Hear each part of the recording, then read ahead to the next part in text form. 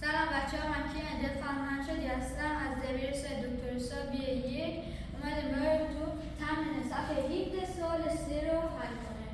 بچه ها، ما تو اولویت ها یاد گرفتیم که اولین اولویت یعنی بین منفی و ضرب اول ضرب ما ضرب رو حل کنیم. به ضرب عدد مخلوط رو به کسر تبدیل میکنیم، یعنی میشه منفی، یعنی ضرب میکنیم 1 4 تا با یکی 5 تا منفی 5 چهارم ضرب در منفی 8 پنجم به 8 پنجم.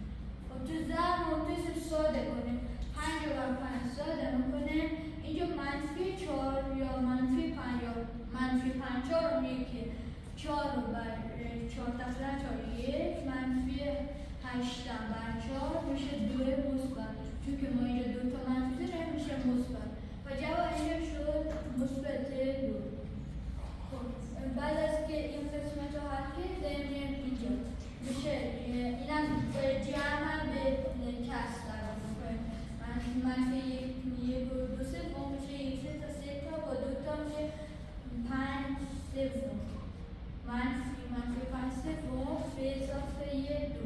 ما اینجا چی که باید مخرج میشه دیگه بریم مخرج 1 بده و مخرج میشه که میشه 3 ضرب در ایجاد انرژی پاییننده میشه که 1 5 خودش و منفی 5 و این هم ضرب در 3 شده، 2 هم ضرب در 3 میشه مثبت 6 منفی 5 اضافه 6 هم میشه 1 و 1 سوم و جواب مسئله ما شد 1 سوم.